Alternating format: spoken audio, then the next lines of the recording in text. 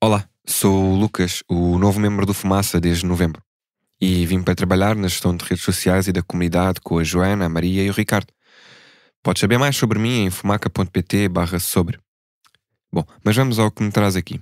No último dia de 2023, o nosso Ricardo Esteves Ribeiro foi agredido à bachonada por um agente da PSP, como poderás ter visto nos vídeos que circularam nas redes sociais.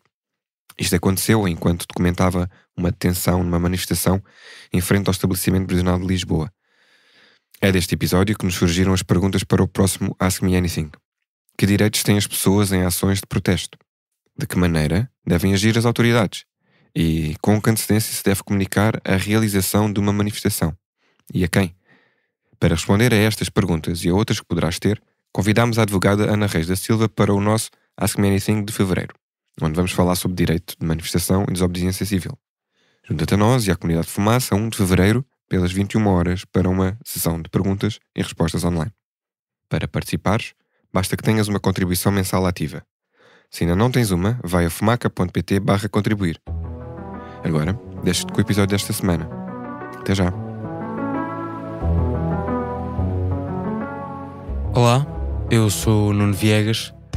Parte da investigação do Fumaça e da Divergente ao policiamento em Portugal lida com o acesso à justiça e o tratamento pelos tribunais de crimes contra polícias.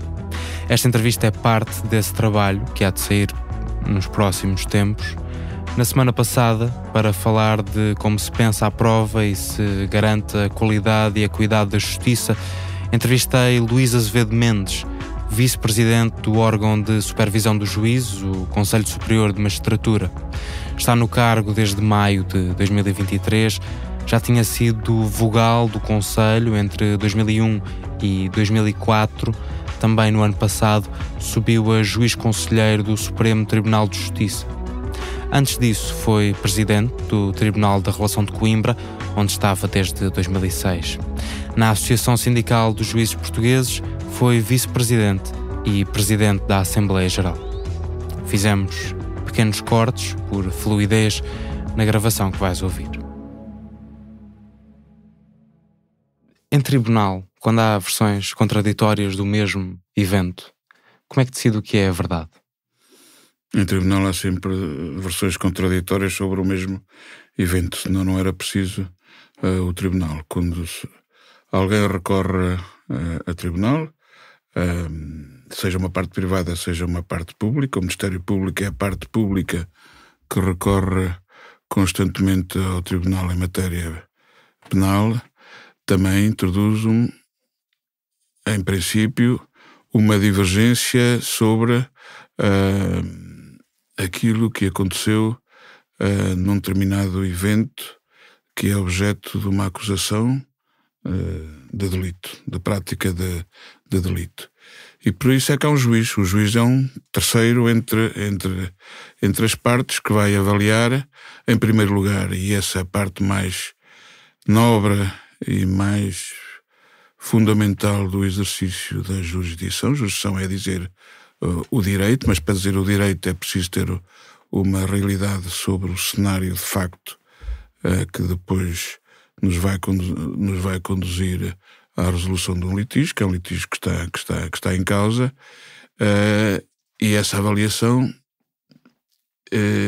é muito importante ser feita por esse terceiro, que tem que ser imparcial e que tem que ter todas as ferramentas profissionais de treino, experiência, para conseguir fazer uma boa avaliação da prova que lhe vai ser apresentada por uma e pela outra parte, às vezes mais do que uma parte no processo. Não sei se quer falar concretamente das provas que podem ser... Queria perguntar-lhe quais são os tipos, não quais são os tipos de prova, mas se há uma diferença de gradação na importância e na valorização de diferentes tipos de prova. Portanto, se um relatório médico a demonstrar agressões vale mais do que uma pessoa descrever ser agredida em tribunal.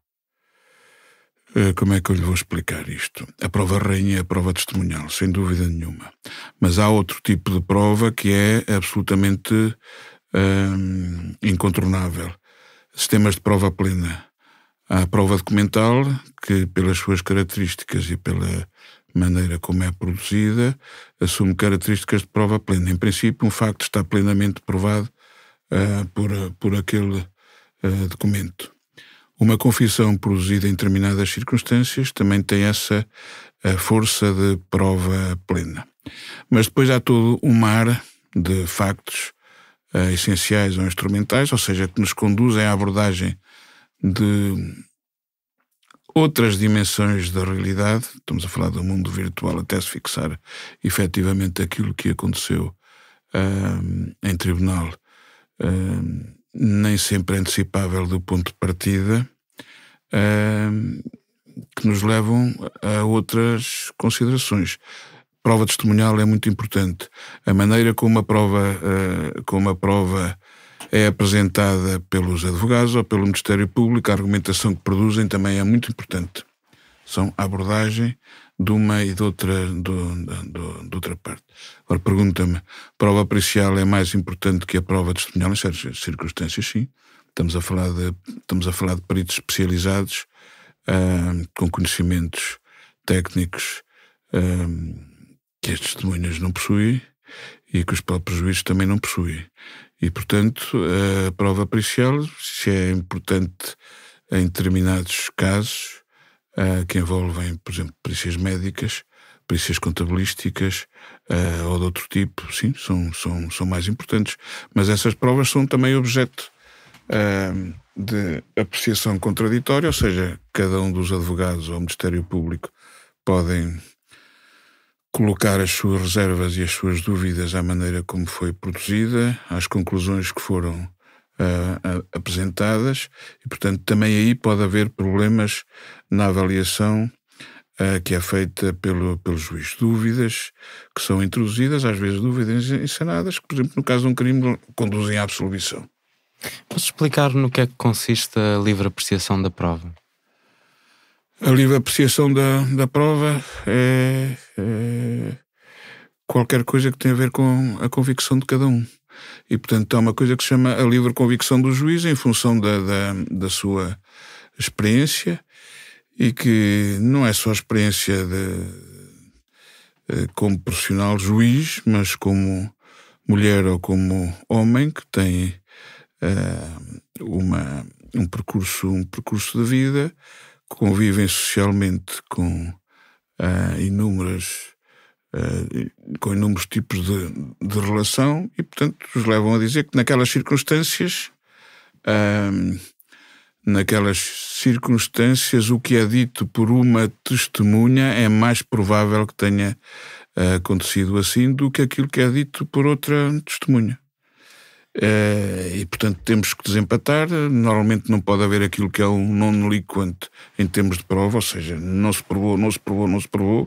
Isso é aquilo que o cidadão menos espera de um juiz, que nega apenas por haver uma dúvida, e portanto é aquele salto que se dá.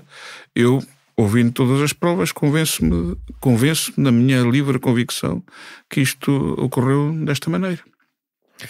Um acórdão do Tribunal da Relação de Coimbra de 2015, penso que na altura era vice-presidente do Tribunal da Relação, defende que só há erro notório na apreciação da prova, um dos fundamentos para se pedir recurso de uma decisão quando, citando, um homem médio, perante o teor da decisão recorrida, por si só, conjugada com o senso comum, facilmente se dá conta que o Tribunal violou as regras da experiência ou de que efetuou uma apreciação manifestamente incorreta, desadequada, baseada em juízos ilógicos, arbitrários ou mesmo contraditórios. Quem é o homem médio? O homem médio, em função de cada contexto histórico, está sempre a flutuar. Digamos que o homem médio no tempo dos romanos era o bonus pater familias, pronto. Todos nós sabemos o que isso quer dizer, escuso de traduzir. Hoje em dia, o homem médio, não queria dizer isto, eu não sou de Lisboa, mas em Lisboa provavelmente será diferente do resto do país. Ou seja, se eu estiver juiz num julgamento em trás dos montes, tenho que lidar com outro padrão de homem médio, se quiser saber a verdade do que um diz ou que outro diz. Em Lisboa, as relações são muito mais complexas, socialmente mais complexas, e se ocorrer um determinado evento Eu estou a dizer um evento que acontece em qualquer parte do país, um acidente de viação. Provavelmente a experiência de um juiz em Lisboa será diferente da experiência de um juiz em Trás-os-Montes. Eu estive em várias comarcas do país e devo dizer que, em função da cultura de cada região, a maneira como cada pessoa se interage com as outras e acaba por construir a sua própria realidade social, diverge muito. É muito difícil ouvir testemunhas a dizerem coisas divergentes em determinadas comarcas, pela minha experiência, algumas que é extraordinariamente difícil saber quais são as que estão a dizer a verdade, porque conseguem fabular uma determinada narrativa. É quase como um processo infantil, ou seja, convencem-se que é assim e a coisa terá que ser assim, e dizem coisas extraordinariamente diferentes em função com o mesmo grau de convicção e de certeza. Bom, aí é preciso jogar com outros elementos da apreciação de prova. Pronto, aí os vestígios, documentos, outras circunstâncias de lugar, tempo, modo, interagem seguramente. E, portanto, é para dizer que o homem médio é aquilo que nós intuitivamente achamos que é aquele homem que não, ou mulher que não é excessivo na sua conduta normal. Mas isso varia muito em termos históricos e também em termos geográficos. No nosso próprio país, muito pequeno, nós temos realidades muito, muito diversas. E, portanto, um juiz que exerce numa determinada comarca deve estar preparado para noutra comarca ter outro tipo de mão, como se diz, na apreciação da prova. Adaptar-se ao meio. Exatamente. Essa subjetividade de avaliação abre espaço para uma justiça classista?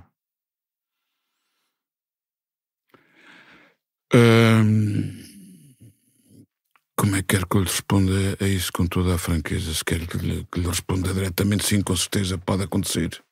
É evidente que isso pode acontecer. E tendencialmente acontece. Mas isso é um tipo de preconceito para o qual um juiz devidamente treinado deve estar alertado. Sim, com certeza. Se quiser desenvolver a sua pergunta, eu posso desenvolver uma resposta ainda melhor, mas sim, ou seja, sim. A questão da origem disto era fundamentalmente que, quando, por exemplo, o Código de Processo Penal indica que a livre apreciação se faz segundo as regras da experiência, como há pouco também estava a detalhar, as regras da experiência que fazem um juiz branco, que mora nas Amoreiras, com um salário confortável, ter uma percepção completamente distinta da de um jovem negro de Chelas, pobre, sobre uma intervenção policial, por exemplo, em Chelas, com acusações cruzadas de violência entre polícias e civis, não sei, é ultrapassável ou não? Ou influi necessariamente sempre sobre aquilo que se pensa? Isto é coisa que é provável acontecer aqui? É ultrapassável em função do treino que o juiz pode e deve ter. Concordamos que é um perigo. Mas que esse cenário se coloca, o que está a querer perguntar-me, afirmando já, sim, não podemos ter dúvida que esse tipo de possibilidade de produção de uma justiça distorcida em função de várias cambiantes, isso existe. Sim. E quando põe como uma possibilidade, uma coisa que talvez aconteça, põe-no como algo que acha que é maioritário nos tribunais portugueses, essa tendência a tomar lugar e influir nas decisões, ou acha que é um resquício? Se existe qualquer possibilidade de criar um ascendente... Não, se a maioria dos nossos juízes aplicam um padrão moral de classe desfasado da realidade das pessoas que estão a julgar. Não. Considero que é uma minoria. Pela minha experiência, sinceramente, acho que isso não acontece. Simplesmente o contexto em que os processos são apresentados muitas vezes já nos trazem alguns problemas. Com certeza estamos a falar de um processo em que uma das partes tem meios económicos poderosos e outra não o tem, a distorção já lá está à partida. Pronto. melhores advogados de uma parte, piores advogados da outra parte. Mesmo que sejam do mesmo nível, uma das partes tem dinheiro para o advogado gastar muito tempo naquele processo, introduzir, para além dos meios de afirmação ou de defesa mais conformes o direito, outros que são de natureza tática, ou seja, atrasar um pouco o processo aqui, introduzir um expediente dilatório aqui, são meios táticos que são utilizados pelos advogados legitimamente. Não estou a colocar. Mas às vezes deve servir como contrabalanço para essa desigualdade. Com certeza, os nossos códigos estão cheios de normas que previnem esse tipo de litigância dilatória, sim. Mas não dizia em relação ao espaço dilatório, dizia... entrevistava há algum tempo uma jurista que fez uma análise de um caso específico para nós, para avaliar o trabalho da magistrada, e ela dizia que em pontos havia a necessidade dos juízes porem a mão por baixo de um dos lados dos advogados, quando vem cá exatamente isto, não é? Uma desigualdade muito grande em termos do investimento financeiro que é possível fazer na defesa. Concordo? Sim, isso acontece, faz parte da cultura de muitas jurisdições entre nós, jurisdições especializadas. Jurisdição laboral, sim, existe até um princípio difuso culturalmente, mas tem expressão na doutrina jurídica do que é o favor laboratório, ou seja, em princípio existe uma presunção que não é exatamente uma afirmação legal, mas faz parte da cultura, e a doutrina afirma que, em princípio, o juiz deve ter uma atenção especial para o lado mais fraco, que é o trabalhador. Pronto. Na jurisdição de família e menores também temos muito essa sensibilidade. E, portanto, isso existe já na prática. E, portanto, nas outras jurisdições também deverá acontecer, porque só assim é que existe a tal balança que eu não gosto nada de ver nas fachadas dos tribunais, mas que resuma uma noção básica da justiça, que é da equidade, ou seja... José Manso Rainho, antigo juiz conselheiro do Supremo Tribunal de Justiça, escrevia em 2010, citando: a avaliação da prova testemunhal é turbada por uma outra circunstância, a forma contingente e idiosincrática como cada julgador lê o mundo, os factos e os acontecimentos. Quando houve um testemunho em audiência de julgamento, como é que decide se é credível ou não? Em função da minha experiência. E com certeza que a mundivisão de cada pessoa que faz uma avaliação, seja juiz ou não seja juiz, todos nós na nossa vida pessoal e profissional, os jornalistas também, quando têm que tomar uma decisão, fazem a sua própria avaliação. E a avaliação muitas vezes é condicionada pela sua mundivisão, pela sua ideologia, pelos seus valores. Pronto.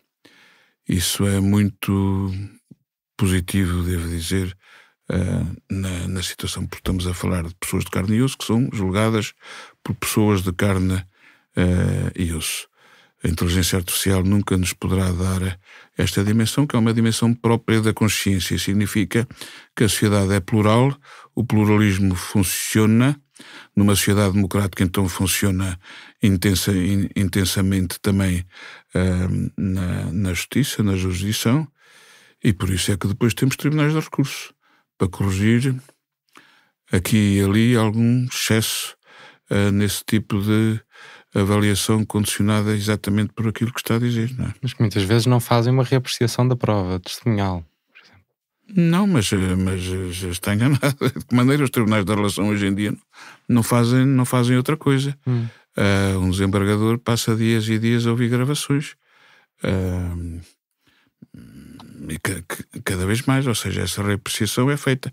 Agora pergunta-me, em termos percentuais, há muitas decisões que na parte das impugnações sobre as decisões em matéria de facto, ou seja, na prova, são alteradas. Não. Digamos que existem 30% provavelmente estamos a falar de, pelos números que eu tenho visto, 30%. Se nessas alterações que são feitas, elas conduzem ou não a alterações na decisão de mérito, de direito, sim, há uma pequena percentagem que sim, mas há uma grande percentagem que não. Ou seja, os factos são alterados aqui e ali, mas no essencial, no conjunto, a decisão continua a ser a mesma. Mas há casos em que há correção de erros que acontecem. Mas quando houve um testemunho, do que é que está à procura no testemunho daquela pessoa em particular, a partir em função da sua experiência, como pôs, para dizer isto é credível, isto parece-me ser alguém a dizer a verdade? Estamos a falar na prova testemunhal, nesse caso. Pronto. O conjunto da narrativa, a coerência, a lógica, essa é importante. A maneira como a pessoa a expõe é muito importante. E depois a maneira como a pessoa se defende quando é sujeito ao contraditório. Às perguntas de uma e de outra parte e às dúvidas que o juiz lhe coloca para tentar perceber a consistência do depoimento. Pronto. Normalmente é esse o processo. E a convicção vai-se formando em todo esse processo. Uma sentença de 2017 do Tribunal Central Criminal de Lisboa descreve os testemunhos apresentados pela defesa como credíveis por serem dados de forma detalhada, coerente, clara e coincidente. E destes usou coerente também. Este tipo de caracterização é bastante comum em decisões judiciais, mas é também quase oposta a como cientistas descrevem a memória e o testemunho autobiográfico. Em 2015, uma análise à literatura académica sobre o tema do Centro de Lei e Memória da City University of London descreve e estou a citar, desfazamento entre a ciência da memória e as convicções das pessoas envolvidas nos processos judiciais, que pode conduzir a erros judiciais fundamentais. Explicam, de novo, cito, geralmente existe um forte equívoco social, segundo o qual quantos mais pormenores se conseguir recordar e quanto mais específicos forem, maior é a probabilidade de ser essa memória exata, mas os estudos contradizem essa ideia e, na realidade, quanto maior for o pormenor, maior é a probabilidade de erro.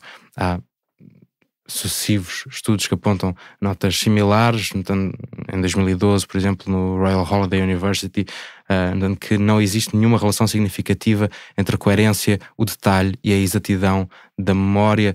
Em 2006, um apanhado de entrevistas a refugiados a pedir asilo no Reino Unido defendia também que as discrepâncias no testemunho não podem ser consideradas automaticamente como sinal de uma falsificação. A avaliação dos juízes da prova testemunhal está a ser feita sem seguir o conhecimento científico da memória? Vamos lá ver. O que me está a dizer não é nada que uma pessoa normal que ouça depoimentos testemunhais, estou a dizer uma pessoa normal, não é preciso ser juiz, pode verificar, sim. Se houver um conjunto de pessoas que afirme reiteradamente a mesma situação sem divergência, em princípio, essa é verdade. Não há grande volta a dar. Agora, no caso de haver uma divergência, é exato que uma testemunha que deponha com alguma incoerência e hesitação, de repente refira um pormenor de memória que só pode ser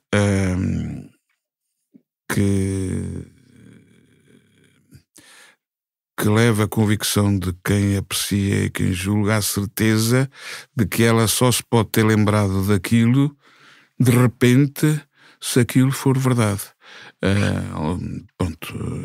Ou seja, numa determinada circunstância, se eu perguntar uma data a uma pessoa e ela não se lembrar da data e depois lhe colocarem conjugadamente várias hipóteses de datas e ela lembra-se que aquilo aconteceu mais ou menos quando a mãe morreu. Vamos saber qual é a data em que a mãe morreu. Bom, a coisa começa a fazer algum sentido, mas sim, mas ele não se lembrava da data em que a mãe morreu, nem se lembrava da data em que o evento aconteceu. Vamos verificar, e a coisa, em princípio, conduz-nos a um grau de convicção diferente. As outras testemunhas até podem ter afirmado uma outra data qualquer. Estamos a falar nisto a título de exemplo. E a cor de um carro envolvido num acidente de viação ao lusco-fusco. Umas pessoas veem aquilo preto, outras veem aquilo azul, outras veem aquilo verde, e é impossível ao lusco-fusco distinguir estas cores. Pronto. Em princípio, isto é fantasia, o que elas estão a dizer, mas podem-se lembrar, por exemplo, de uma amolgadela no carro. E, portanto, em princípio, se outras testemunhas e outro conjunto de circunstâncias se lembrarem daquele sinal do carro, não da cor, pronto, em princípio, é um dado de convicção que pode estabelecer uma validade de prova suficiente para afirmar aquele facto como verdadeiro. Mas está à procura sempre de um grau de concisão, de consistência entre testemunhos, Sim. que parece não ser aquilo que caracteriza memórias verdadeiras. Apontava-lhe, por exemplo, para o preambulista que tinha lido um processo de 2011 do Diabo de Lisboa, em que 2 elementos da PSP eram acusados de agredir detidos belga na esquadra, e os depoimentos que dão ao Ministério Público, com meia hora de diferença, negando as acusações, eram iguais, palavra por palavra, do início ao fim. Era exatamente o mesmo testemunho ipsis verbis. As acusações foram arquivadas.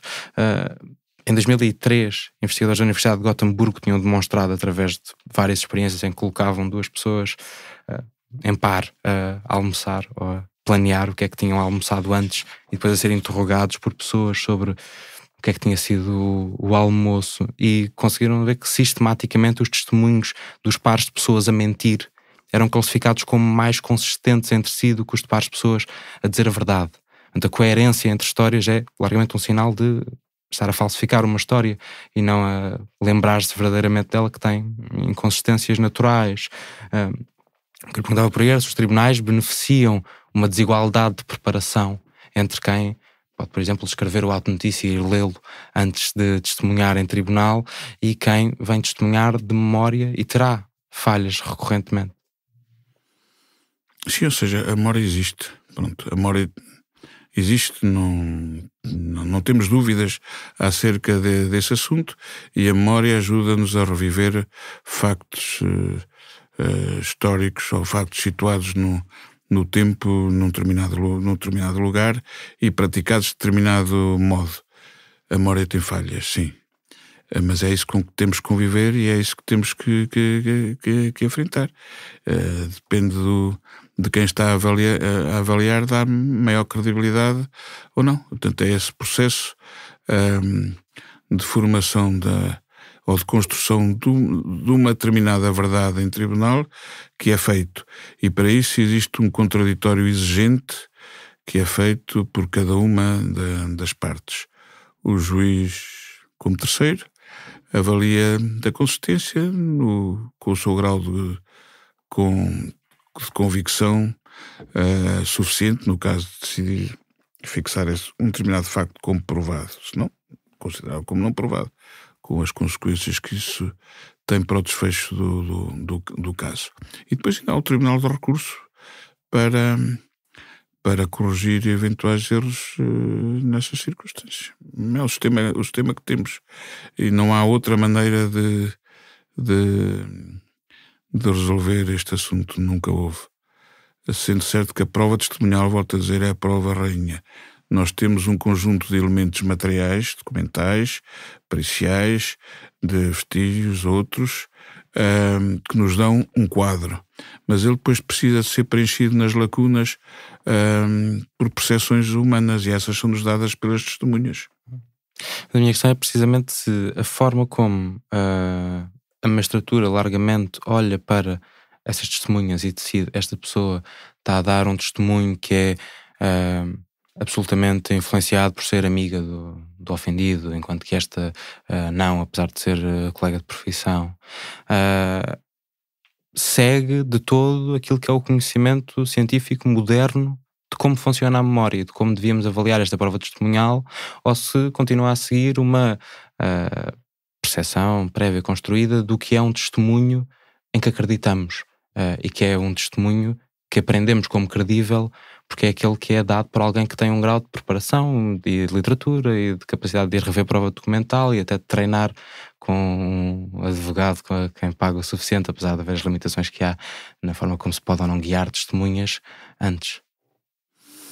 Todos estes problemas, na criação de um depoimento por parte de uma testemunha, o juiz está ciente deles. Normalmente, devo dizer que uma testemunha que toma partido por uma das partes fala de uma forma mais entusiasmada e, portanto, é logo identificada como ativista ou como partidária relativamente a uma das dimensões da verdade que estão a ser ali discutidas.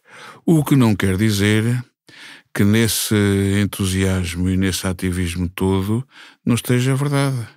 Pronto, ou seja, a pessoa está de tal maneira ciente de que aquilo é assim na sua percepção de justiça que fala de forma entusiasmada e é ativista na afirmação da verdade que está, e portanto isso depende muito das situações, e por isso é que é preciso uma pessoa com algum treino como é o juiz, para fazer essa identificação, afirmar essa convicção.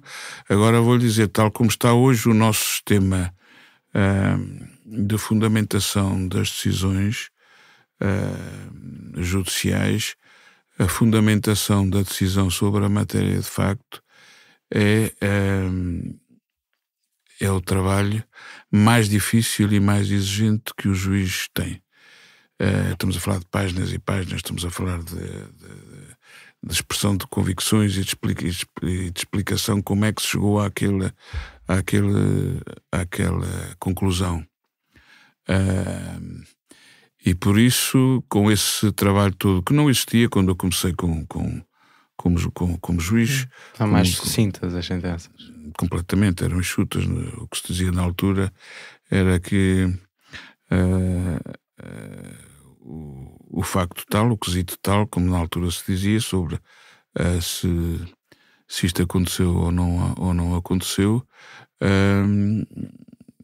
o que se dizia na altura era que respondeu-se desta maneira, com base nos depoimentos das testemunhas tais e tais, e no documento tais e tais, e mais nada. Agora tem que se dizer o que a testemunha disse, como disse, a maneira como ela se exprimiu, o grau de credibilidade que se achou por isto e por aquilo, e quando se dá como não provado, a mesma coisa. Porque quando eu comecei, os factos não provados nem sequer havia fundamentação para não se dar como provados determinados factos. Agora, isso é feito. Portanto, isso é mais um controle que existe para quem observa a sentença e quem analisa a sentença, mas também é mais um fator de controle para o próprio juiz, porque ele, ao fundamentar, quando sai do julgamento, tem uma determinada percepção sobre as coisas e avança, mas depois tem que fundamentar. E no processo de fundamentação, muitas vezes chega a uma conclusão que não será aquela que é a conclusão intuitiva à saída da sala de audiências. Ao explicitar o raciocínio. E, portanto, o processo de controle hoje e de autocontrole é muito superior àquilo que havia antes. Em princípio, isso conduz a uma maior certeza na segurança das decisões.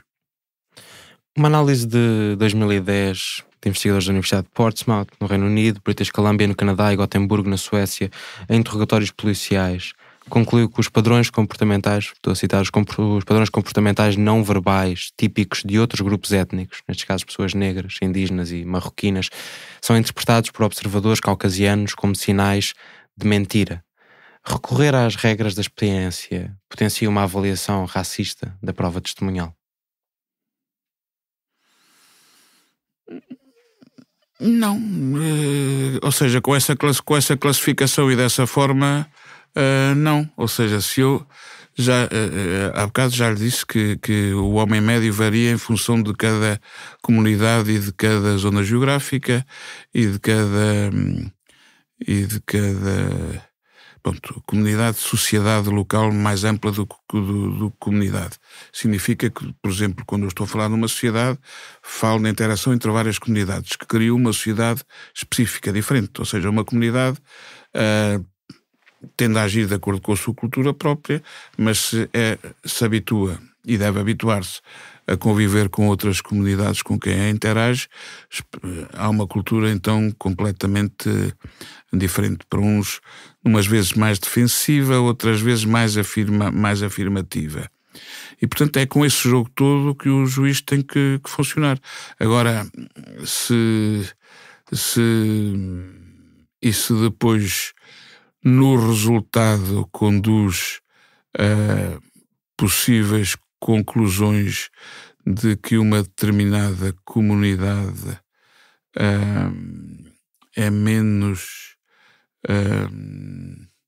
não sei como dizer isto, estamos a falar da avaliação da matéria de facto, é menos considerada credível do que outra, é difícil chegarmos a essa conclusão. O que apontava não era... Mas eu admito que estatisticamente isso possa acontecer. E seguramente acontece. Mas também pode acontecer com outros grupos. Pode acontecer com mulheres e pode acontecer com homens. Pode acontecer com operários ou empregados de escritório. Pode acontecer com noutra dimensão. Pessoas desprivilegiadas. Exatamente. Pronto. Mas isso tem a ver também com o comportamento dessas pessoas. Uma pessoa que se sente desvalorizada, inferiormente tratada, tem tendência, julgo eu, a criar comportamentos defensivos. É natural, é normal. Pronto. Comportamentos defensivos, às vezes, têm expressão em grande agressividade como resposta e compensação. E, portanto, o que o juiz deve fazer nestas circunstâncias é seguir as regras, o padrão de conduta, o protocolo da atuação. Eu olho para estas circunstâncias, para estas pessoas, como se fossem testemunhas normais. Elas expressam-se desta maneira e eu tenho que olhar também para a sua cultura, sem dúvida. Porque uma pessoa analfabeta, em princípio, exprime-se pior do que uma pessoa altamente culta e que verbaliza muito bem e argumenta muito bem. Há outra que não sabe sequer argumentar. E pode ser essa pessoa que esteja a dizer a verdade completa. E é preciso diferenciar a avaliação em função de toda essa estratificação cultural, social, mental e outras.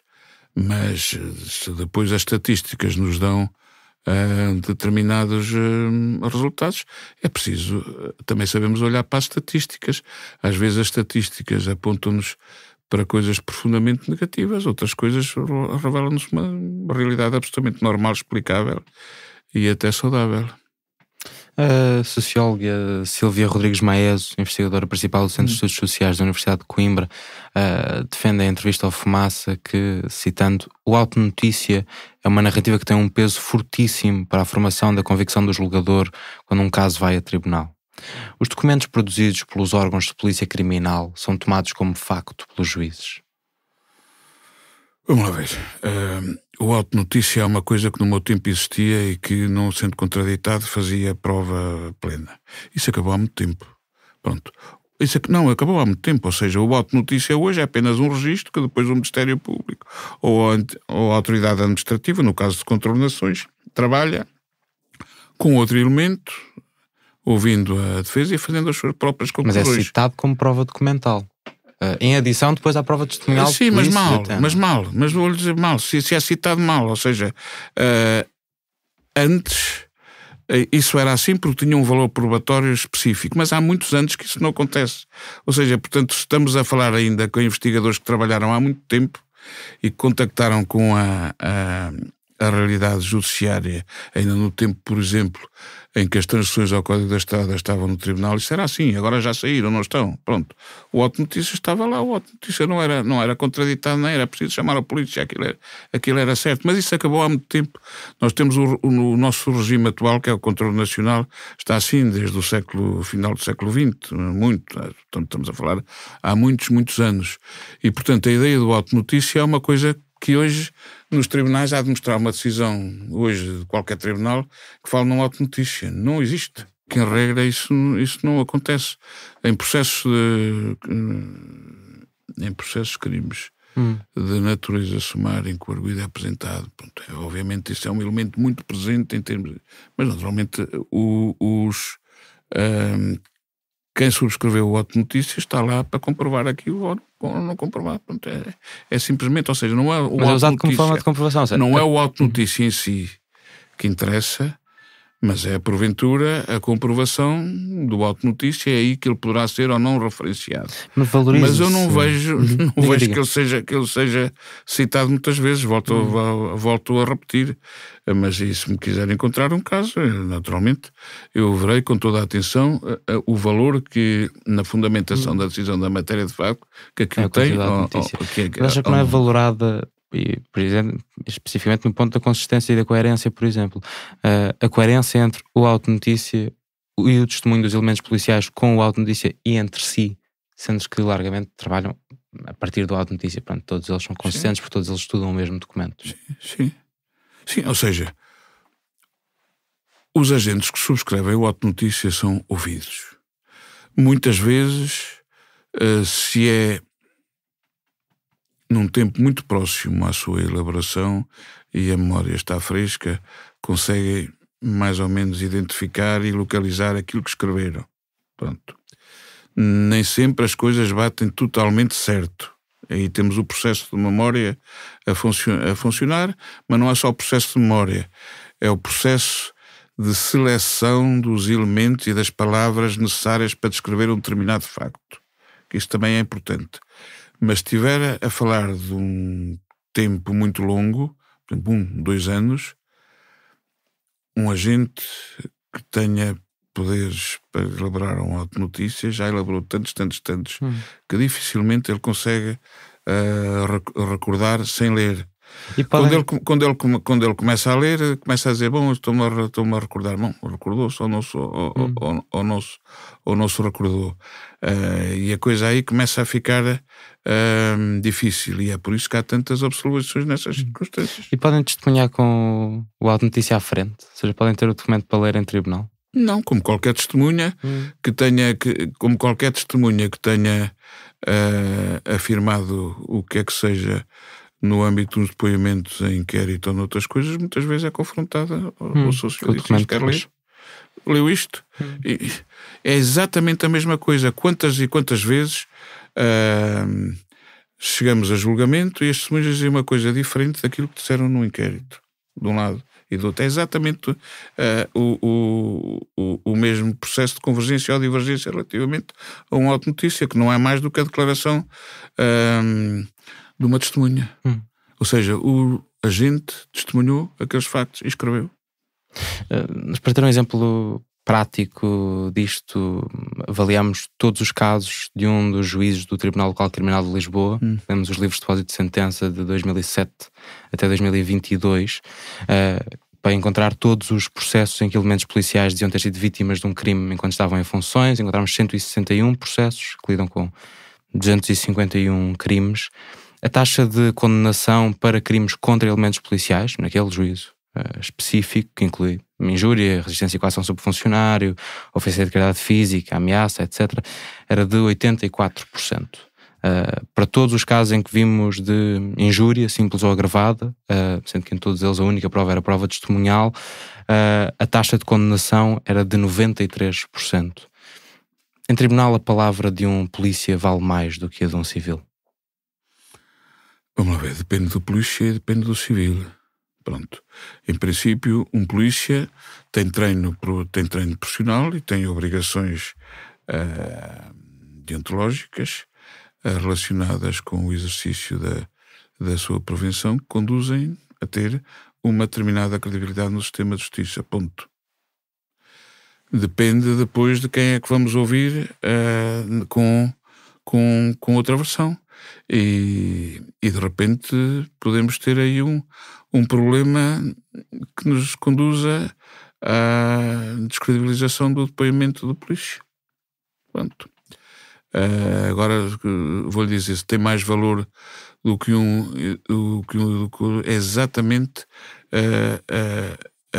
o mesmo contexto que lhe disse há bocado. Pessoas com determinada formação, preparação, experiência conduzem-nos a estabelecer uma espécie de uma presunção de credibilidade relativamente àquilo que estão a dizer.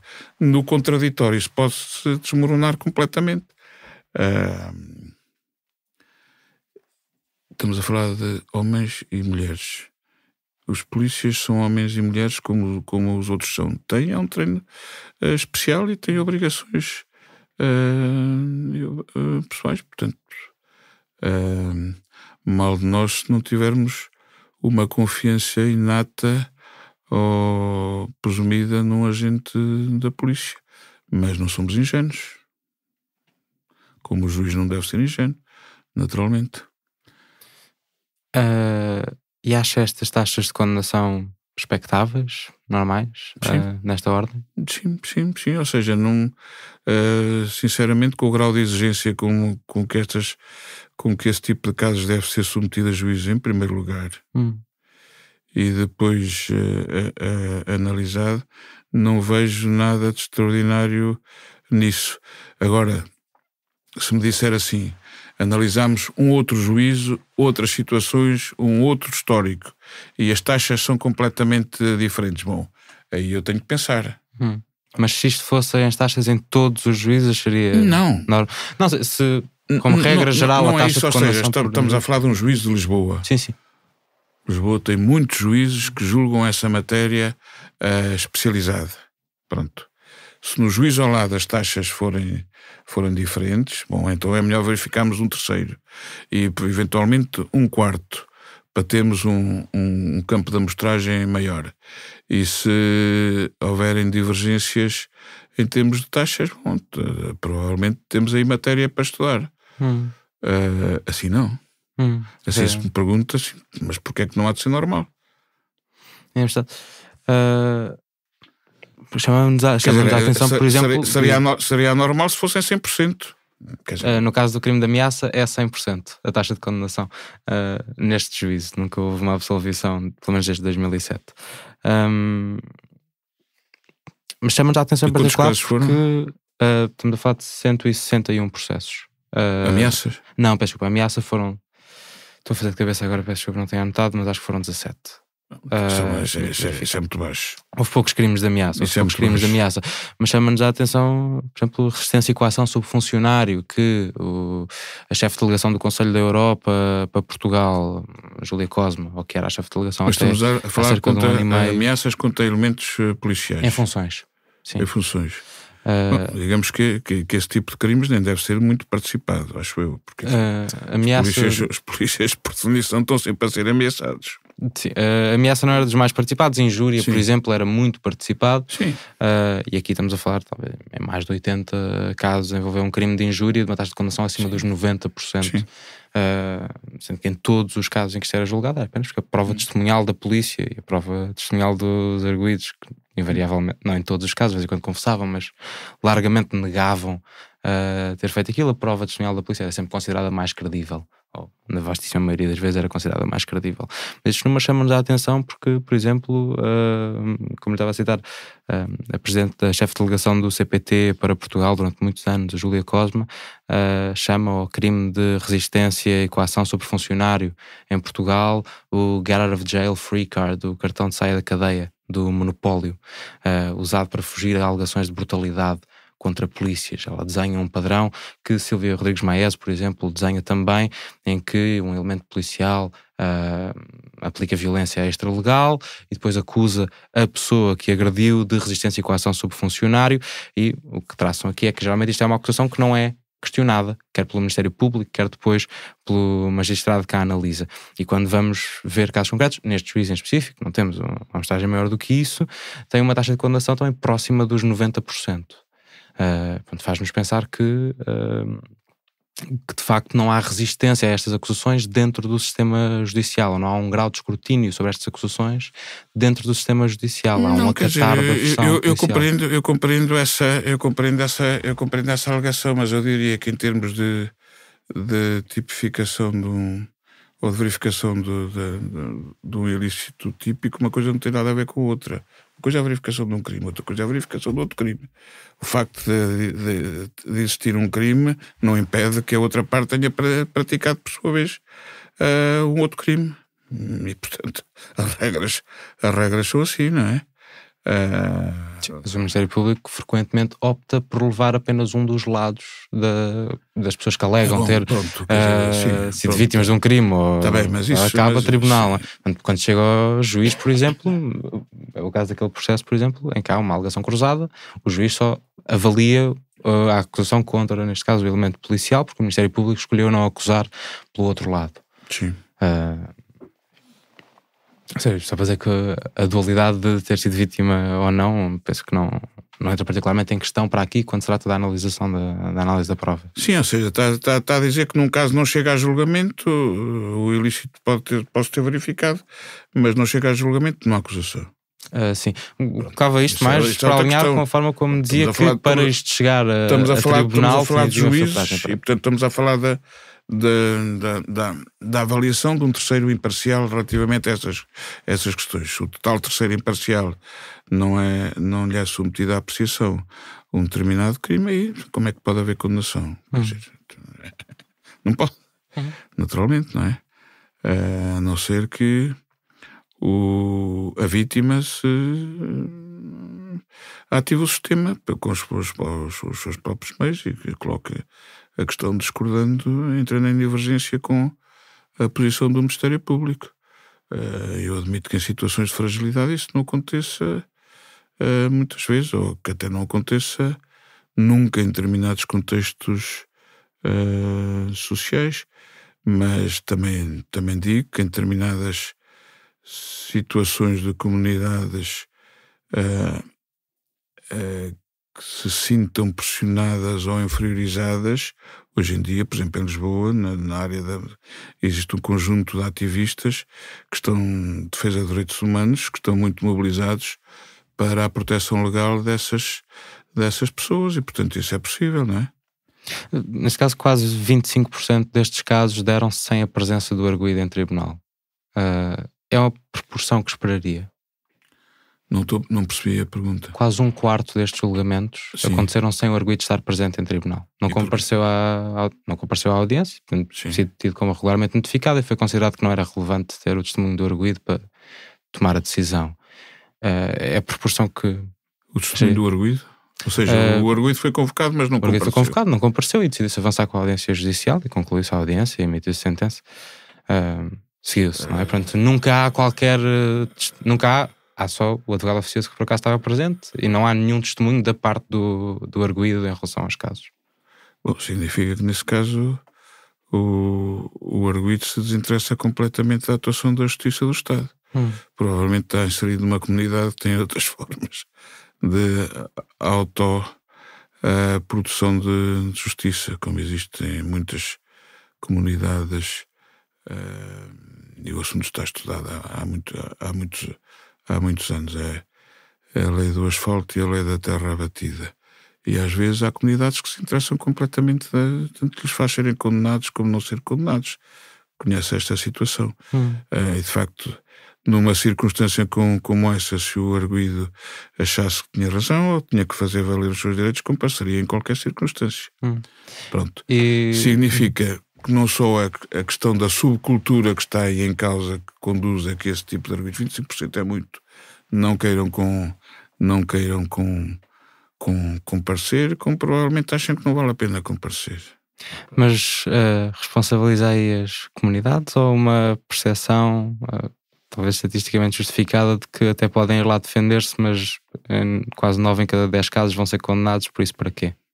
Sim, com certeza, que responsabiliza as comunidades e que responsabiliza a sociedade onde essas comunidades se integram, que permite ou não incentiva que a cultura seja diferente ou que possa ser alterada.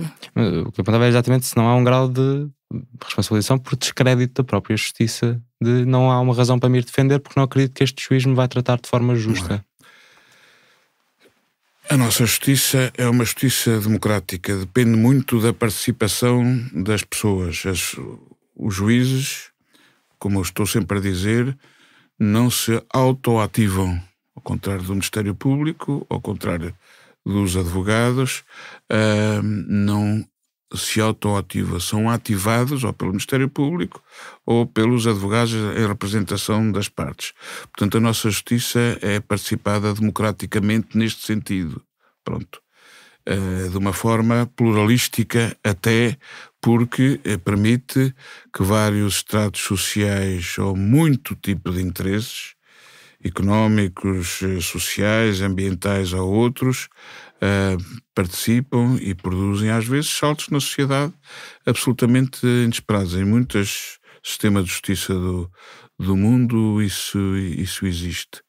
Mas é preciso que os casos sejam apresentados. Isso significa participação democrática no sistema de justiça. Portanto, não é o sistema de justiça que tem que propriamente chamar as pessoas, venham cá, apresentem os vossos casos, mas é a sociedade em geral, os cidadãos conscientes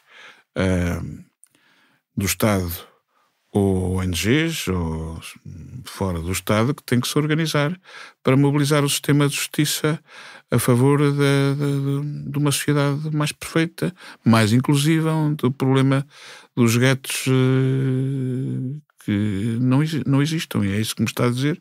É provavelmente um problema de guetização de algumas comunidades. De acordo com os relatórios do Conselho Superior de Magistratura à Assembleia da República, nas últimas 2 décadas, 95% dos juízes avaliados tiveram pelo menos bom, 70% receberam muito bom ou bom com distinção.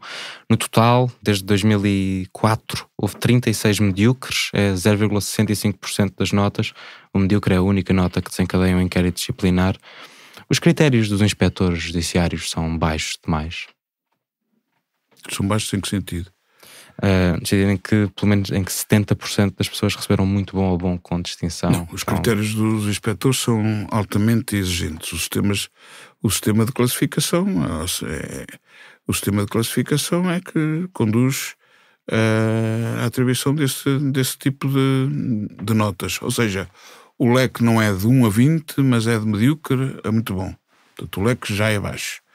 Medíocre significa, e 36 é muito, devo dizer que 36 medíocres é imenso. Ao longo de quase 20 anos significa que é um juízo de um desempenho altamente insatisfatório e tem um inquérito a seguir, porque provavelmente o cidadão juiz que é notado de medíocre não deve estar no sistema.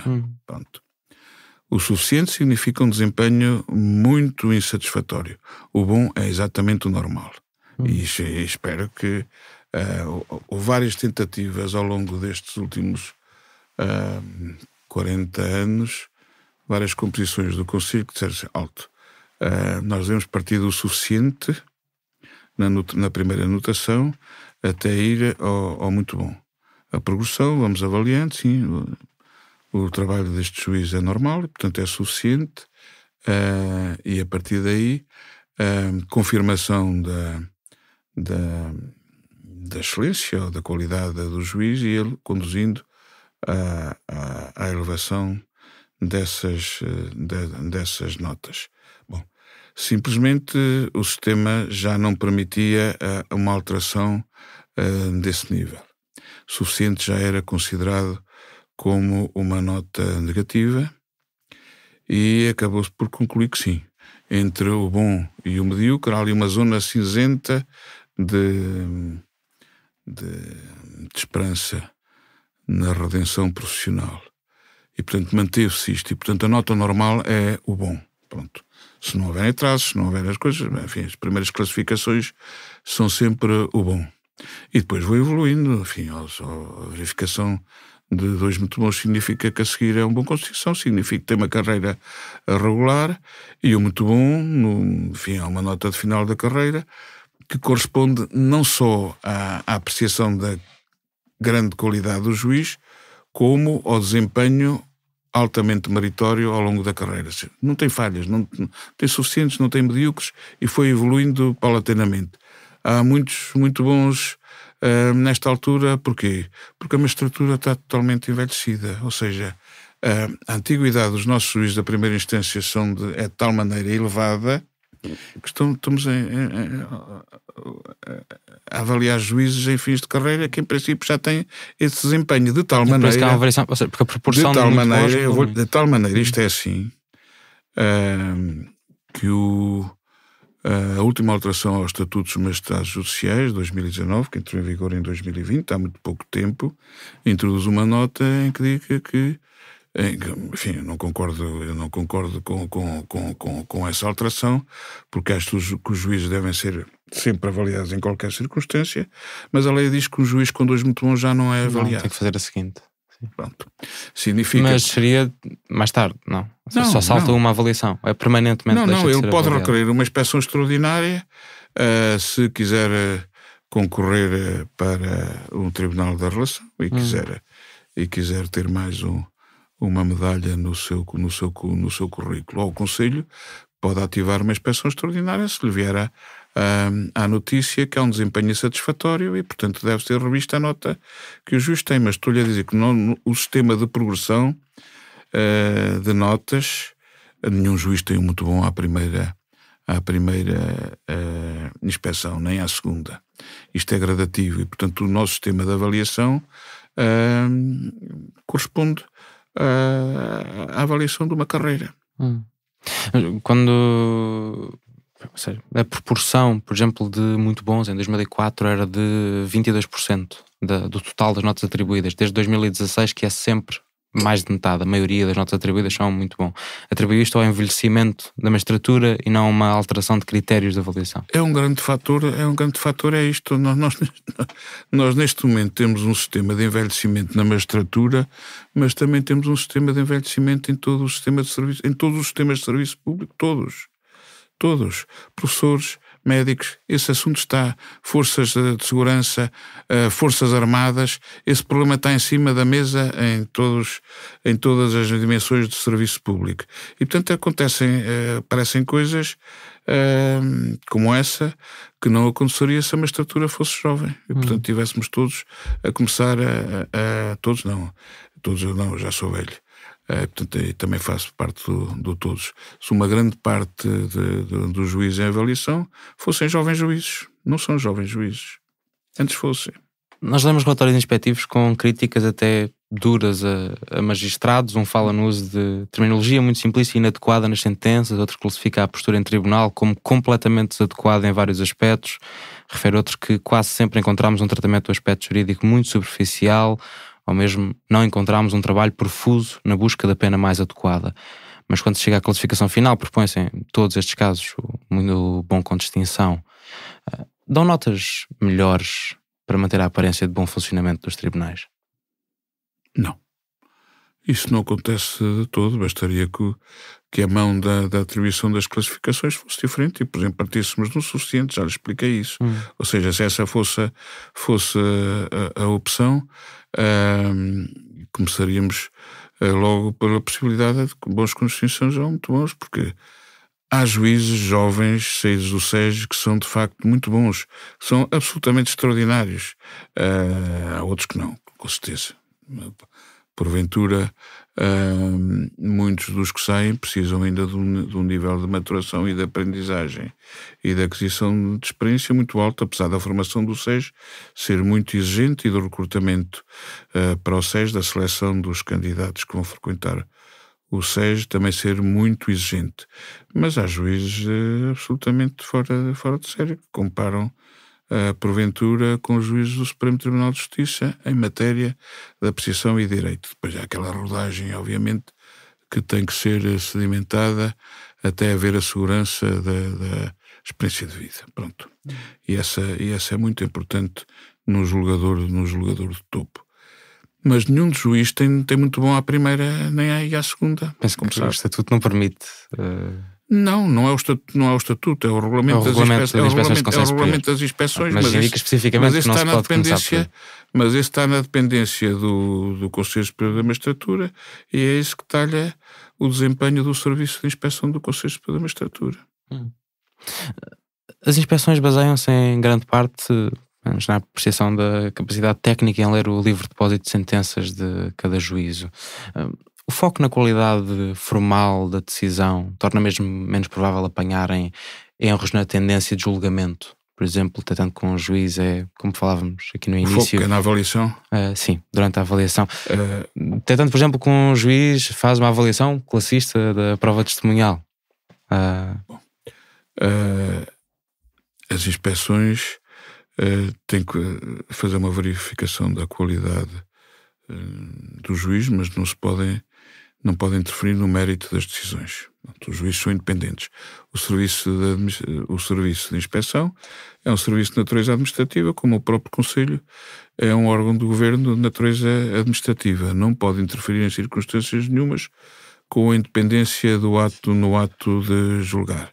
Mas há fatores que podem ser avaliados, que são as questões de desempenho, de atitude.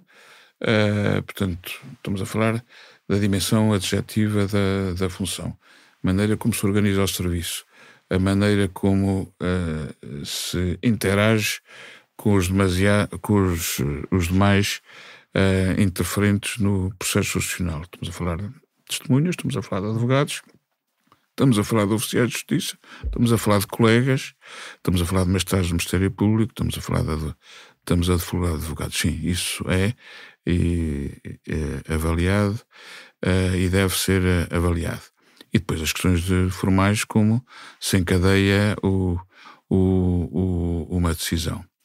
A demasiada superficialidade e a pobreza da fundamentação pode não significar necessariamente uma má decisão. Pronto. Mas pode significar também que a boa decisão não seja suficientemente convincente. E a legitimidade do juiz, que não é uma legitimidade eleitoral, é uma legitimidade constitucional, tem muito a ver com o grau de confiança que falava há bocado. Ou seja, com o grau de convencimento que conseguem transmitir às decisões que proferem. Esse é um fator de legitimação importante. Estamos a falar aos níveis da fidúcia, da confiança que o sistema deve gerar. Qualquer sistema, mas particularmente o sistema judicial, porque não tem muitas outras fontes de legitimação. E, portanto, isto é muito importante. E, portanto, uma avaliação num sistema que se centra na avaliação deste tipo de condução formal dos processos e da decisão é importante e reforça a confiança, mas também decisões muito prolixas, demasiado fundamentadas, também não são boas para o sistema e, portanto, as indicações que o Conselho sempre tem dado é na atenção especial à simplificação da linguagem e da argumentação. Argumentações muito complexas tendem a tornar-se ilegíveis e o que é legível não é perceptível. Já que estamos na fundamentação, nas conclusões do Conselho Superior de Magistratura, um relatório inspectivo que eu tive a oportunidade de ler de 2015, após várias páginas de críticas à falta de fundamentação das sentenças produzidas por aquela juíza, indicam que as falhas apontadas, cito, poderiam em abstrato obstaculizar a atribuição da notação proposta. E mais à frente escrevem: não poderemos deixar de ter presente que este aspecto, não obstante verificar-se já necessariamente a quando da anterior avaliação, não obstou a que lhe fosse reconhecido o mérito.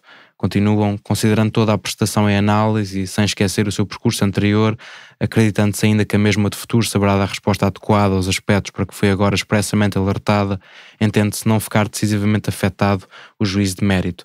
Atribuem um bom com distinção. Em 2010, no tal relatório anterior, o Conselho tinha atribuído um bom com distinção após ouvir o direito de resposta da juíza.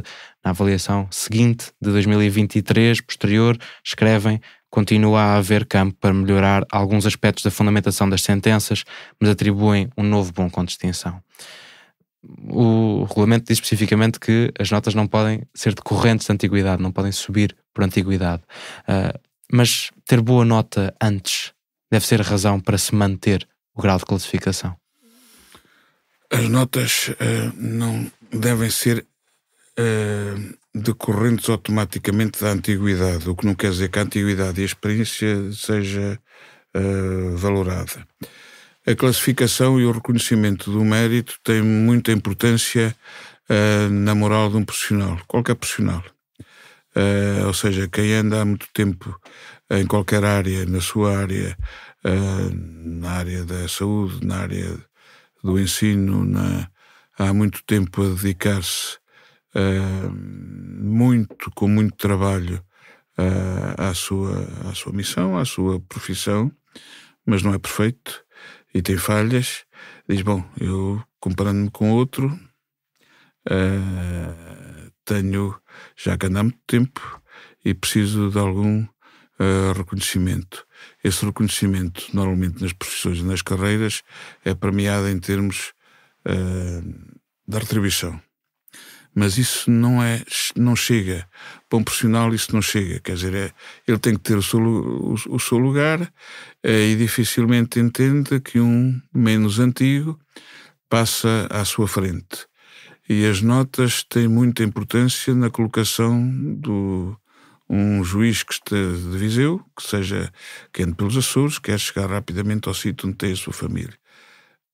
As notas têm esse efeito, passar à frente dos outros e evitar que outros passem à frente deles. E, portanto, estamos a falar na moral do conjunto e essa é muito importante para termos boas condições de trabalho e bons espíritos de prestação profissional. E, portanto, há algumas notas que, ao longo da carreira, em função da experiência e da antiguidade do juiz, acabam por ser dadas, e quando se fossem uns anos antes, não seriam.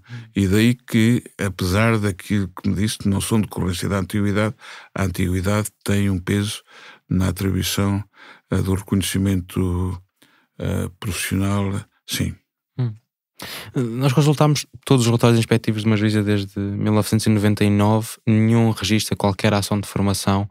No relatório de 2018 nota-se pela primeira vez que foi alertada sobre isso. No de 2023, nas conclusões do Conselho Superior de Magistratura, escreve-se que para a melhoria da fundamentação das sentenças, cito, poderá contribuir um maior empenho da senhora juíza em termos de autoformação, nomeadamente através da frequência de algumas das ações de formação disponíveis anualmente. De que é que serve um sistema de avaliação que não consegue fazer os juízes cumprir as formações sequer? O sistema de avaliação dá pequenas indicações pedagógicas no sentido daquilo que o juiz deve fazer. Sim, a obrigação de formação é uma obrigação estatutária neste momento. Não era antes. Pronto, cada profissional aprende de acordo com aquilo que é. Na minha geração, essa era uma questão que não estava em causa. Eu vou-lhe dizer que poucas ações de formação frequentei, mas dei muitas formações ao longo do ano. Pode dizer, bom, deu formações, então teve que trabalhar e estudar para dar as formações, então fez formação. Há muitos que fazem isso. E há outros que têm dificuldades em fazer a formação, porque as ações de formação são feitas essencialmente nos grandes centros, Lisboa, e estamos a falar de juízes ao longo de todo o país, dos Açores, Madeira, Trás-os-Montes e por todo lado têm algumas dificuldades. E há outros que têm o seu serviço de tal maneira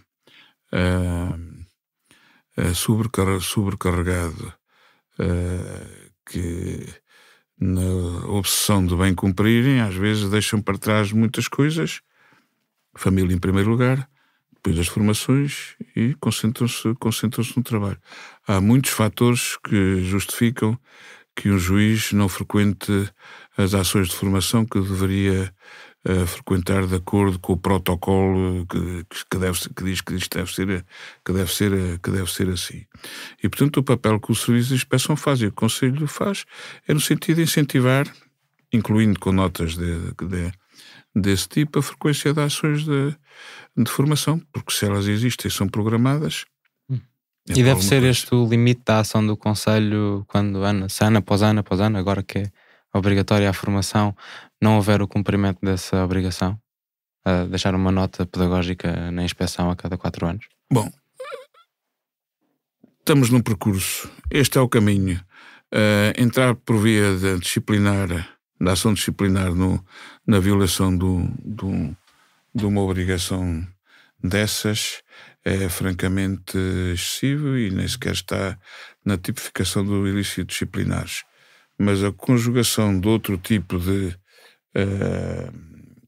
comportamentos indevidos com esse poderá ser poderá introduzir uma ponderação, ou seja, é o máximo que eu lhe posso dizer onde o Conselho deverá chegar neste atual momento histórico, digamos. Apesar de tudo, temos alguma história no progresso das instituições, e a justiça é uma instituição importante, tem esses momentos. No relatório de 2015 que citei há pouco, escreve a certa altura o inspetor sobre um processo específico por crime de resistência e coação sobre funcionário, transcrevendo a sentença desse processo na íntegra. A pena de 3 anos de prisão efetiva é inteiramente desajustada para os factos criminosos praticados, mesmo tendo em conta os antecedentes criminais do arguido. Refere-se seguida a outro caso, nos mesmos termos. Quando um inspetor detecta um caso em que alguém está preso de forma inteiramente desajustada, que resposta é que deve ter o sistema judicial? Eu estou surpreendido com essa nota que me está a dizer no relatório de inspeção. Eu acho que uma apreciação destas ou tem um contexto que eu gostaria de ler na apreciação. Não estou a dizer que ela não tenha sido feita. Eu estou surpreendido o quão longe foi um inspetor na avaliação do mérito, o parágrafo do mérito acima, de uma decisão. Um parágrafo acima deste mesmo inspetor, peço desculpa, deixe-me só ir buscar aqui, escrevia: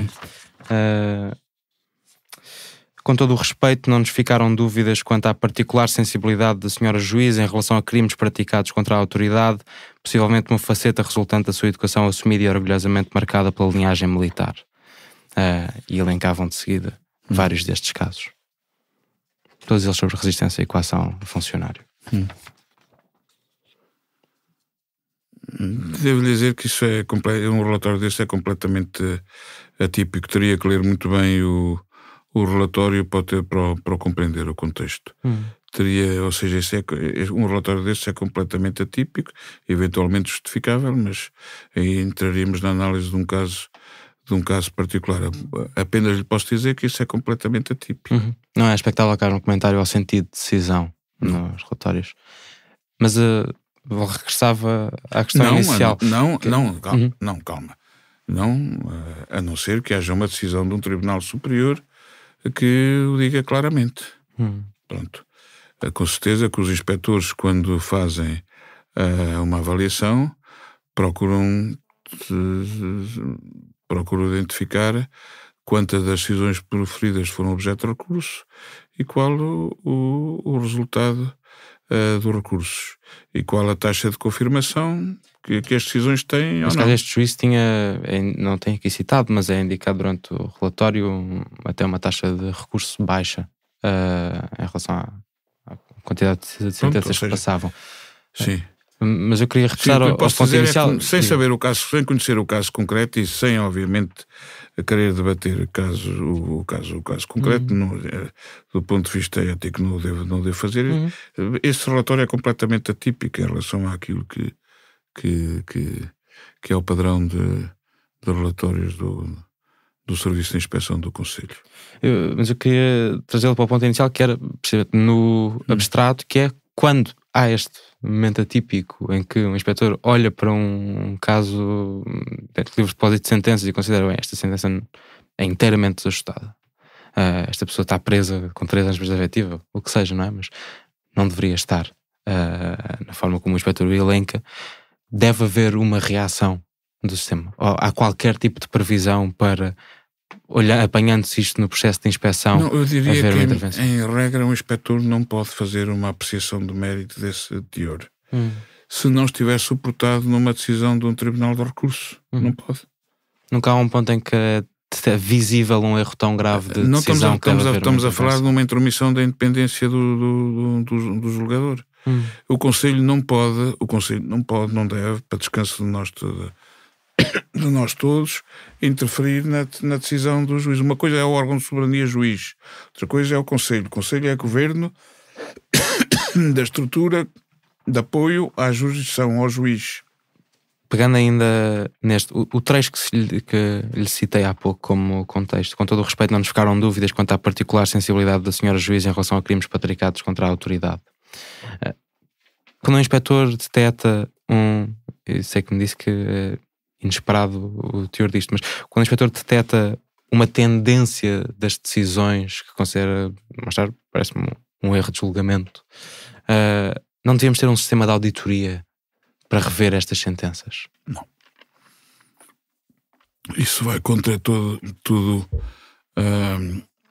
o que são os trâmites de processo em sistemas judiciais que funciona num Estado de Direito. Pronto.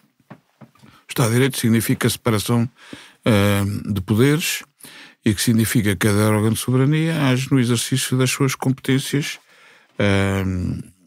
atribuídas pela Constituição. Neste caso, o órgão de soberania, volto a dizer, é o juiz. Poder judicial separado. E que tem um sistema próprio, não é de auditoria, mas é quase auditoria, que é recurso. Os juízes são auditados pelos advogados e são auditados pelo Ministério Público. Não concordam, recorrem. E há as partes que dão indicações aos seus advogados para recorrerem. Isto não pode acontecer. E há outros conjuntos de organizações de defesa de direitos humanos que, havendo graves violações, se organizam para reagir contra determinadas coisas. Estamos a falar em sistemas de justiça que, porventura, se localizem em estados falhados ou quase falhados. Pronto. Isso é muito importante, essa consciência social que provém da base. Mas o sistema de auditoria, como lhe chama, é feito dessa maneira. Ou seja, o escrutínio é feito pelo cidadão, pelas partes que se achem lesadas e pelos tribunais de recurso. Mas não imagina a quantidade de possibilidades que existem para escrutinar uma determinada decisão, no concreto, no seu efeito útil. Muitos. Dir-me-á, alguns casos escapam a esta malha do escrutínio relativamente àquilo que razoavelmente deve ser. Sim, não estou a ver exatamente um caso em concreto, mas admito que sim. Perfeitamente. Mas o modelo de recurso, portanto, o espaço em que de facto é feita a supervisão do sentido de decisão dos juízes, lida sempre com casos concretos. Mas não está feito para apanhar os grandes padrões de julgamento de um juízo. Não está feito para apanhar se um juízo é sistematicamente racista ou tem um bias muito forte para favorecer o testemunho de elementos policiais. Eu colocava é se não devíamos ter, como parte do sistema de autogestão da magistratura também, de garante da qualidade das decisões judiciais, qualquer tipo de mecanismo para olhar para as grandes tendências de decisão. O sistema de recursos garante esse tipo de escrutínio e esse tipo de despiste. Se houver recursos destas decisões, são escrutinadas. Dir-me-á, numa região do país com o Tribunal da Relação Pequena, não sejam os mesmos juízes com os mesmos padrões de preconceitos, isso funciona? Bom, pode aqui e ali não funcionar. Uma decisão de primeira instância preconceituosa pode ter acolhimento num coletivo preconceituoso no Tribunal da Relação, se ele se verificar. Bom, estamos a falar de Lisboa. Mas o que lhe diria, o Tribunal da Relação de Lisboa sabe quantos juízes embargadores tem? 130 ou coisa que o valha. São muitos. O meu contraditório a isto não seria a relação pode ser também tendenciosa. É necessário que alguém recorra da decisão. Sim, é necessário que alguém recorra. E quando vemos, por exemplo, o juiz inteiro, em que 25% dos casos contra elementos policiais o arguido não está presente, naturalmente não há recurso depois, porque muitas vezes também não estão sequer na leitura de sentença, estes casos nunca chegam. Portanto, mesmo que a decisão seja tendenciosa, nunca há lugar a uma supervisão da relação. Portanto, o único mecanismo de verificação alargada possível é a leitura do livro de depósito de sentenças, que acontece na avaliação. Mas a sociedade civil, nesse caso, mobiliza-se e escrutina. O que é que Fumaça está a fazer neste caso? Não é escrutínio? Mas os mecanismos de escrutínio são...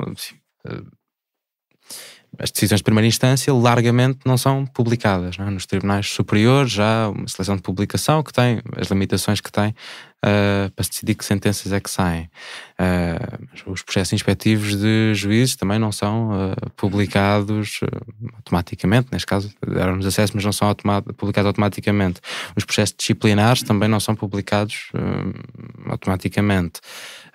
Há realmente ferramentas para o escrutínio cívico da magistratura, como há, por exemplo, para a administração pública através dos regimes de acesso à informação?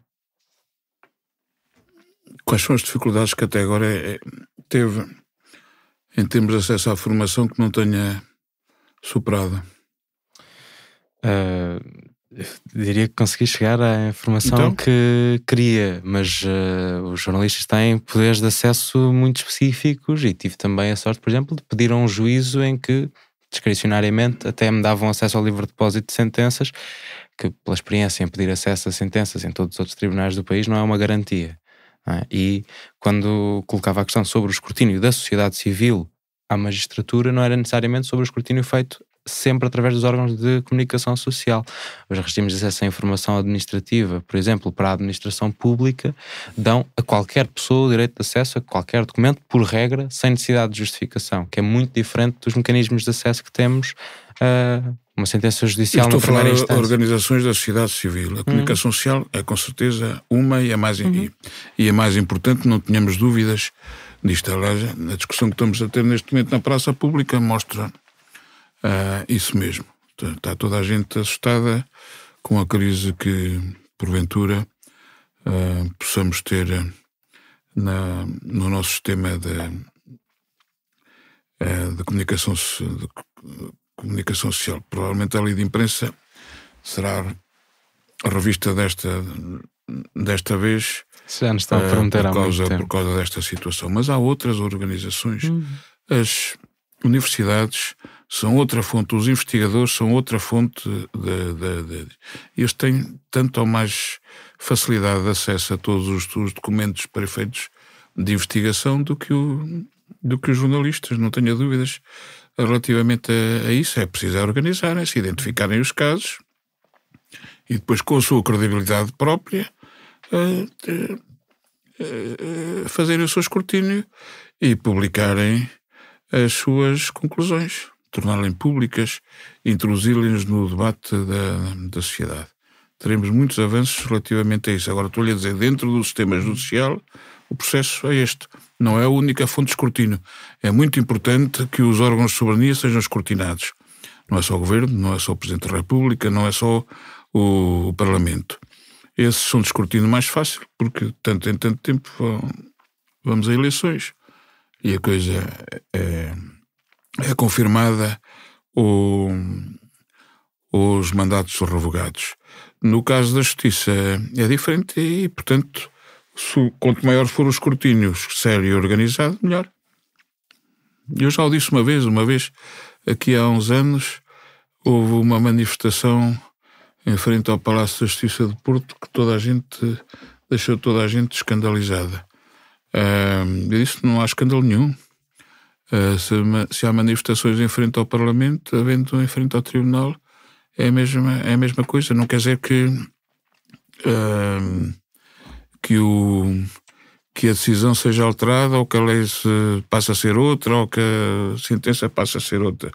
Significa que há escrutínio e debate relativamente a determinadas decisões judiciais. Isso não me inquieta nada. Acho perfeitamente normal.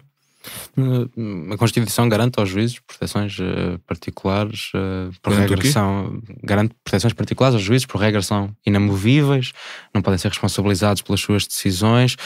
Maria José Machado, na altura vogal do Conselho Superior de Magistratura, escrevia em 2005 que isto não podia abrir espaço para atos de verdadeiro arbítrio por parte dos julgadores suscetíveis de colocar em causa a própria dignidade institucional da justiça.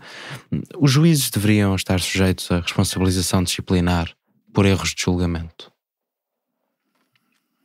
Ou seja, se tratamos de erros grosseiros, com certeza que isso é infração disciplinar, sim, tenho dúvidas nenhumas. E podem ser responsabilizados civilmente também. Tenho dúvidas por isso. É preciso que o Estado seja primeiramente demandado e em função do resultado desse processo, o Conselho Superior da Magistratura pode ser chamado a decidir se o juiz pode ser chamado a reintegrar aquilo em que o Estado for condenado ou não. Sim. Esse mecanismo. Mas recorda-se de algum caso em que esse mecanismo tenha sido aplicado? Não. Pois. Não, porque estamos a falar num grau de responsabilização que envolve a verificação do dolo, em primeiro lugar, ou seja, que o juiz tenha feito isso propositadamente para beneficiar ele próprio ou outra pessoa, ou para prejudicar alguém, ou com um nível de negligência grosseira tão alto que quase atinja o dolo eventual. Pronto.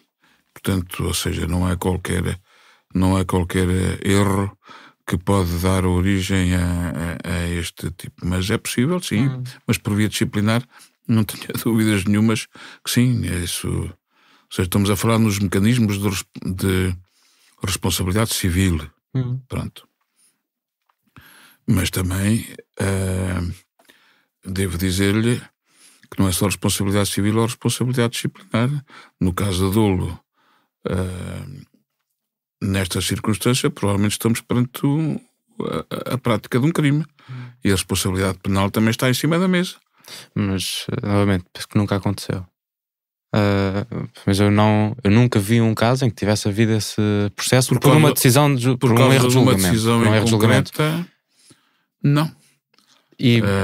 Ou seja, existindo a possibilidade teórica disso acontecer. Sim, ou seja, porque é que nunca aconteceu? Porque felizmente o sistema dá-nos algumas garantias de seriedade, digamos, pronto. O que não quer dizer, sabe, que temos aí um processo em que em cima da mesa, em que juízes e juízes importantes são arguidos por algumas coisas que praticaram no exercício das suas funções administrativas ou jurisdicionais. Portanto, não estamos muito longe de uma responsabilização por causa de um caso concreto. Especificamente, eu não estou a ver que isto esteja em causa. Mas mesmo nesse caso falamos não de olhar para a prova e tomar uma decisão errada por negligência ou por coisa, mas de serem corrompidos para tomar a decisão de determinado modo. Ou seja, a questão não é precisamente sobre um erro gravoso de julgamento, no caso a que estava a apontar. Sim, eu estou a dizer o quadro de responsabilização dos juízes é este que estou-lhe a dizer, ou seja, não é tão imediato que o juiz possa ser responsabilizado por um erro mais ou menos grave. E porquê é que isto não acontece? Porque nesse caso, por simplesmente os juízes com o poder de decisão que têm passariam a atuar atemorizados e não decidiriam, e portanto o sistema ficaria todo paralisado. Mas é assim aqui e em todo o lado do mundo, ou seja, existe um conjunto de garantias para o exercício das funções de soberania que são distintas das dos outros. Os juízes têm estas garantias, os políticos também têm. Titulares do órgão de soberania, Parlamento, deputados, titulares do órgão de soberania, Governo, e titular do órgão de soberania, Presidente da República. O Serviço de Inspeção do Conselho Superior de Magistratura valoriza mais a gestão burocrática do Tribunal, a rapidez processual, do que a qualidade, a justiça, a capacidade técnica do trabalho feito? Não se pode dizer assim, sim, mas a questão da tempestividade e da celeridade na resolução dos casos é cada vez mais valorizada nas inspeções. Nós não podemos permitir que o sistema seja tolerante com longos atrasos, ao que isso conduz à ineficiência do sistema e ao laxismo e ao colapso total a breve prazo. Nós, neste momento, devo dizer, não é que isto interesse para a sua entrevista, mas ontem estive a comparar os números de produtividade de 2023 que ontem os nossos serviços produziram, os nossos serviços de estatística do Conselho, comparativamente com os 220, com 2022, e a constatação é de grave e forte crise. Os mesmos atos, julgamentos que foram adiados em 2023 também o foram em 2022. É sensivelmente o mesmo caso. Já estávamos na presença dos efeitos da greve dos oficiais de justiça. Nenhum espanto relativamente a isso. Mas o conjunto de atos que deixaram de ser praticados, estamos a falar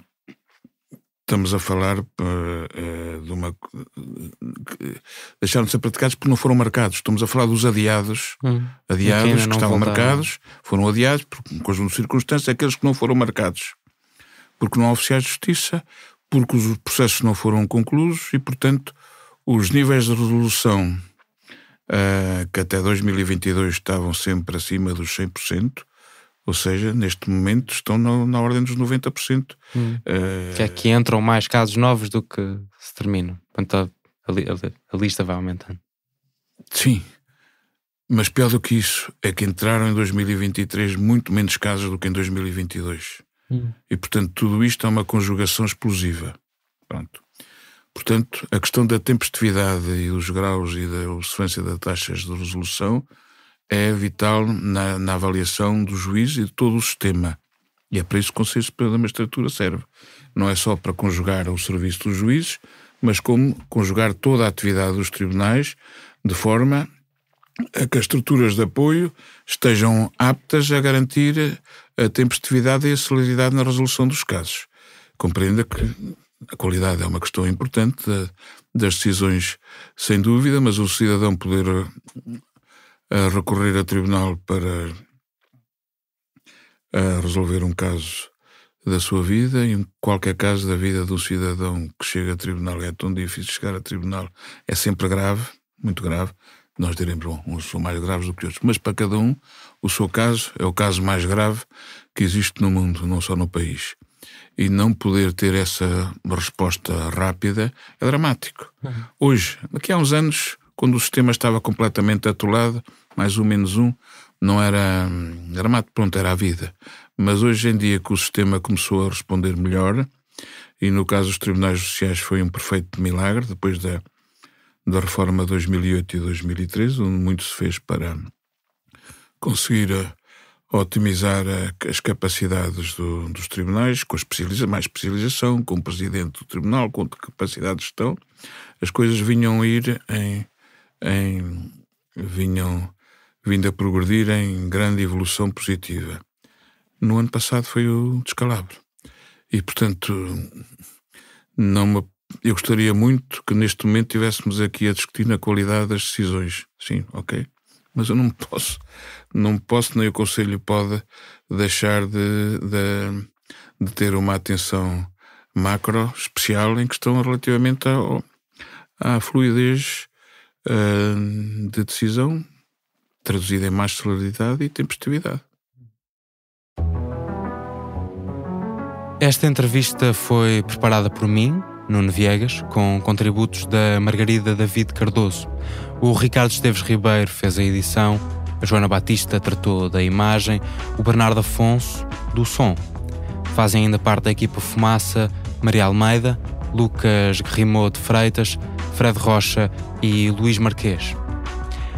É um privilégio, como jornalista, poder tirar semanas e semanas para ler 15 anos de sentenças de um tribunal e calcular as taxas de condenação para crimes contra polícias. Foi a única coisa que fiz em junho passado, sentado todos os dias no Campos de Justiça, em Lisboa, para fundamentar uma pergunta de segundos que eu viste há pouco. Há de valer uma exploração maior na série que ouvirás daqui a alguns meses. Quando não há estudos nem relatórios, esta é a maneira de sairmos dos achismos, de não dependermos de comentadores e analistas. Recolhemos os números, mas é muito caro escolher fazer jornalismo quando não há respostas prontas. 1 mês e meio a ler sentenças são 3.000 euros em ordenados e impostos. Podemos escolher gastar este dinheiro porque 44% das despesas do Fumaça são pagas por ti, por quem nos ouve, pelas doações mensais de 1.700 pessoas. Mas não chega. Junta-te à comunidade Fumaça. Doa também tu. Dá-nos condições para investigar. Vai a fumaca.pt/contribuir. Até já.